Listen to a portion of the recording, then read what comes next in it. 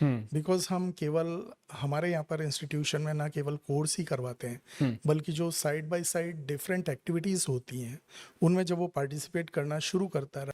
हमारे यहाँ पर कंप्यूटर साइंस है, उसके अंदर 3 स्पेशलाइजेशन है। आर्टिफिशियल इंटेलिजेंसी भी है, मशीन लर्निंग भी है और डाटा साइंस भी है। और बाकी जो कोर ब्रांचेस हैं जिसमें मैकेनिकल है, सिविल है, इलेक्ट्रिकल है और एक बड़ी इनोवेटिव ब्रांच है जो शेखावटी की नीड भी है, that is agriculture engineering. Agriculture यानी कि आप तो अगर आपके पास 12th में मैथ बायो एग्रीकल्चर है तो आप बीटेक इन एग्रीकल्चर कर सकते हैं। बट उनको हम फ्यूचर रेडी मैनेजर्स बना रहे हैं फॉर द कमिंग चैलेंजेस। नमस्कार दोस्तों, मैं Akash Shekhawati group of institution Sikar में आप सभी लोगों का हार्दिक स्वागत करता हूं। अक्सर बीटेक करने के बाद बच्चे इस चीज को लेकर बड़े परेशान होते हैं कि जॉब लगेगी या नहीं लगेगी या अब क्या करें, या बीटेक से पहले भी उनके मन में या बीटेक करते करते भी उनके मन में सवाल आ जाते हैं कि बीटेक के बाद शायद जॉब ना लगे। उसके पीछे कौन से पैरामीटर्स काम करते हैं, ये कहाँ तक सच है, कहाँ तक सच नहीं है। ऐसे सवालों के जवाब के लिए आज हमारे साथ डायरेक्टर डॉक्टर के व्यास जी जुड़ चुके हैं। तो नमस्कार सर, स्वागत है आपका। धन्यवाद सर।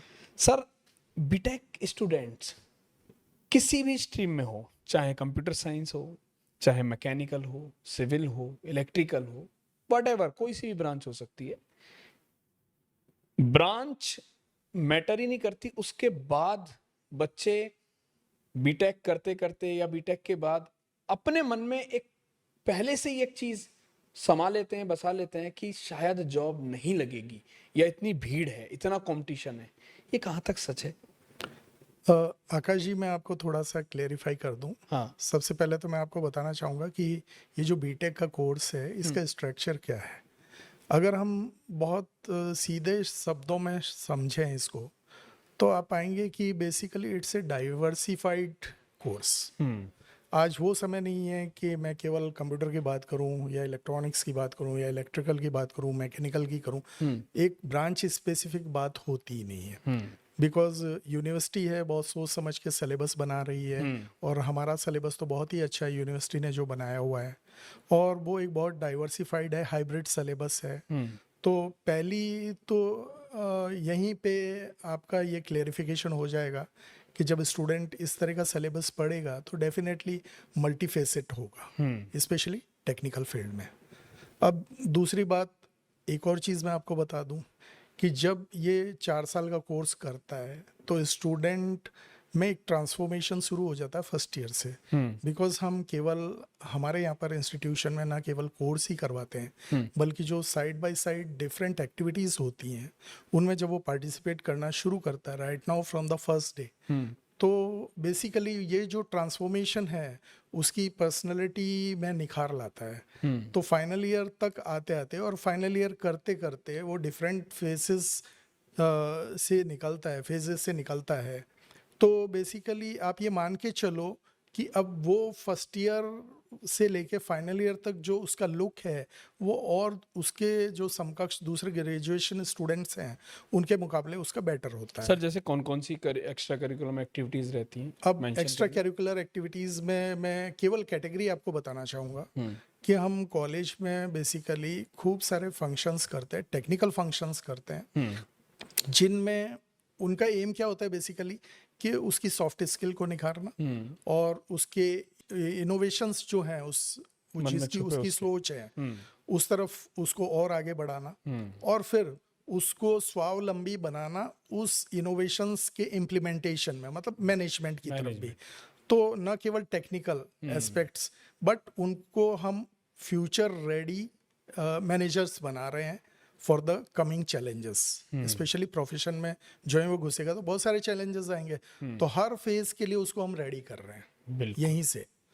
अब दूसरी बात एक और है कि आजकल ये देखते हैं कि यार जब इंजीनियरिंग कर लेगा तो उसके बाद में हो सकता है मैकेनिकल वाले को मैकेनिकल का, कंप्यूटर वाले को कंप्यूटर का, मतलब एक ब्रांच स्पेसिफिक जॉब नहीं मिला तो मैं तो कह रहा हूँ हमारा स्टूडेंट जब मल्टी फेसेट है ऑलरेडी तो उसको ब्रांच स्पेसिफिक की चिंता करने की बिल्कुल ज़रूरत ही नहीं है। क्यों नहीं है? क्योंकि उसको जहाँ जो अच्छा मौका मिला और उसने अपने विवेक के हिसाब से वो फील्ड जो ही ऑप्ट किया तो उसके बाद में वो अपना एक्सीलेंसी दिखाएगा उसमें। बिल्कुल। और जब एक्सीलेंसी दिखाएगा तो धीरे धीरे आप ही कहेंगे, आप लोग बाहर से आप लोग कहना सुनेंगे, सर ये तो इंजीनियरिंग में था, देखो डेस्टिनी उसको कहाँ ले गई। तो डेस्टिनी एक अलग रोल अदा कर रही है। तो आपका स्किल डेवलपमेंट, आपकी लीडरशिप, और आपने जो यहाँ पर हर तरह की नॉलेज ली है, और वो फाइनली हमने शेप अप किया अपने कैरिकुलम से, हमारे यहाँ के एटमॉस्फेयर से, तो फाइनली वो एक अलग ही आपके पास में प्रोफेशनल आ गया आपके पास में।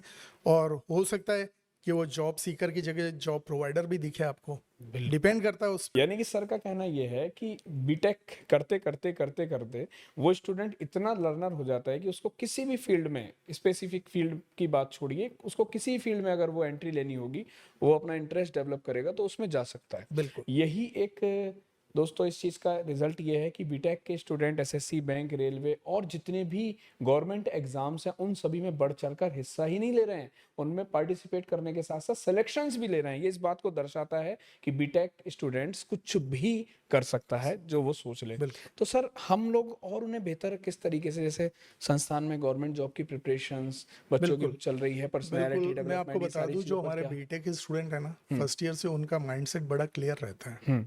ठीक है, आप उनसे जब भी बात करोगे तो विद इन ए मंथ और 2 they have already decided their career. पहली बात तो ये होती है।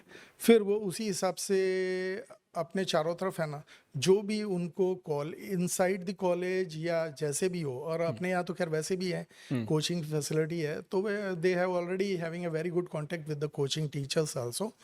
तो वो उसी हिसाब से उनसे गाइडेंस लेते रहते हैं, और उसी हिसाब से वो अपना माइंड सेट करके तैयारी करना शुरू कर देते हैं।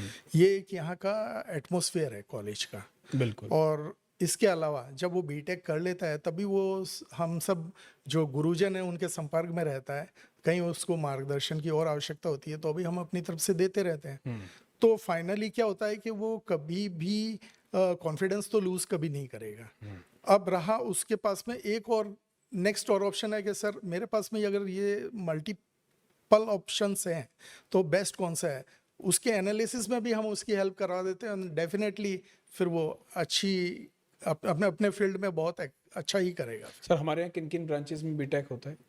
हमारे यहाँ पर कंप्यूटर साइंस है, उसके अंदर 3 स्पेशलाइजेशन है, आर्टिफिशियल इंटेलिजेंसी भी है, मशीन लर्निंग भी है, और डाटा साइंस भी है। और बाकी जो कोर ब्रांचेस हैं जिसमें मैकेनिकल है, सिविल है, इलेक्ट्रिकल है, और एक बड़ी इनोवेटिव ब्रांच है जो शेखावटी की नीड भी है, that is agriculture engineering. Agriculture, यानी कि आप एग्रीकल्चर फील्ड में भी बीटेक यहाँ से कर सकते हैं। तो दोस्तों अगर आप भी 12th पास आउट हैं और आप एक अच्छा इंजीनियर बनना चाहते हैं तो राजस्थान का सुप्रसिद्ध कॉलेज जहां से हजारों बच्चों ने अपना करियर बनाया है, Shekhawati group of institution Sikar को अपनी प्रायोरिटी बना सकते हैं और अपने करियर को एक नई दिशा दे सकते हैं। अंत में जो बच्चे सर 12th पास आउट हैं, शायद बीटेक एग्रीकल्चर में, आर्ट्स, बिल्कुल हाँ, उसके लिए मैं आपको बता दूं कि जो बच्चे बीटेक एग्रीकल्चर में आना चाहते हैं उसके अंदर जो बायो वाले बच्चे हैं या एग्रीकल्चर वाले बच्चे हैं, they can also get the admission. अच्छा, मतलब मैथ, बायो एंड एग्रीकल्चर, बाकी नहीं। तो अगर आपके पास 12th में मैथ, बायो, एग्रीकल्चर है तो आप बीटेक इन एग्रीकल्चर कर सकते हैं।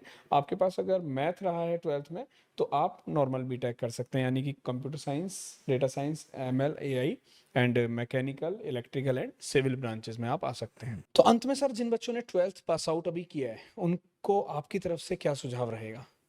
मेरी तरफ से तो यही सुझाव रहेगा कि अगर आप अपना करियर बनाना चाहते हैं तो आप बीटेक ऑप्ट करके देखिए, definitely you will feel better than other graduates.